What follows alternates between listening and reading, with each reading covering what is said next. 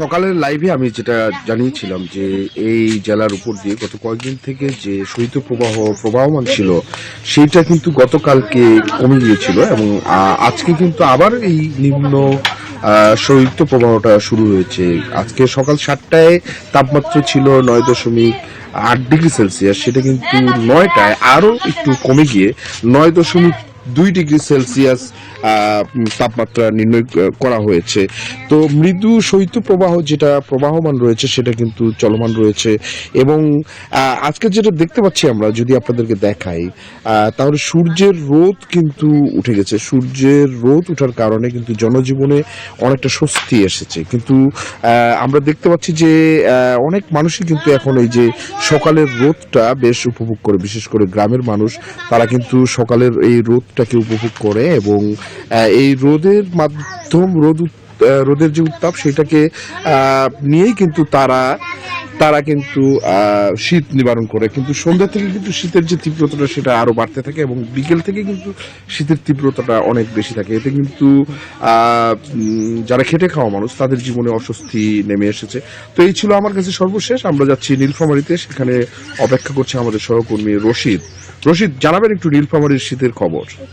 ধন্যবাদ হায়দার। আমি আছি নীলফামারী সদরের পিটিআই মোড় নামক একটি জায়গায়।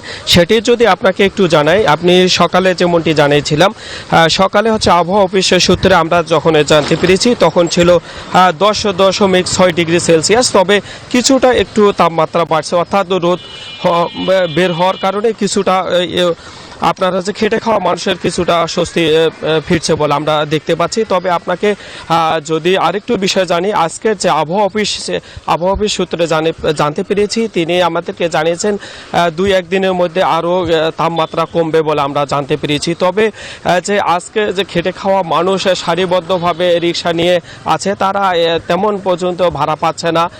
তবে যে গতকালকে মেডিকেলের মানে কর্মরত ডাক্তারের সাথে কথা হয়েছে, শীতকালীন যে আছে শীতে রোগীর সংখ্যা বেড়েছে বলে আমরা জানতে পেরেছি। তবে জেলা প্রশাসকের সাথে আমাদের কথা হয়েছে, তিনি আমাদেরকে জানিয়েছেন যে জেলা প্রশাসক থেকে ছিন্নমূল মানুষের কাছে কিছু কম্বল বিতরণ করেছেন। তাছাড়া যারা আপনার এই নীলফামারী জেলায় যতটুকু আপনার কম্বল দেওয়ার কথা ছিল সেটি অপ্রতুল থাকার কারণে এখন সেভাবে ডিস্ট্রিবিউশন করতে পারেনি জেলা প্রশাসক। তবে আমার সামনে একজন খেটে খাওয়া মানুষ আছে, আমরা তার সাথে কথা বলবো। আসলে কি রকম শীত এবং অনুভূত হচ্ছে আপনার কাছে?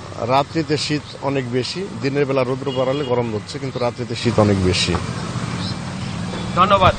আসলে আমরা শুনেছিলাম একজন খেটে খাওয়া মানুষ, তিনি আমাদেরকে বলেছেন গতকালকে থেকেই সন্ধ্যা হলেই শীতে নামে এবং সকালে রোদের কারণে তাপমাত্রা বাড়লে তারা তাদের কাজের সন্ধানে যেতে পারে। এই ছিল নীলফামারী থেকে সর্বশেষ সংবাদ। আমি ফিরে যাচ্ছি স্টুডিওতে। নাফিসা। আব্দুর রশিদ, আপনাকে ধন্যবাদ।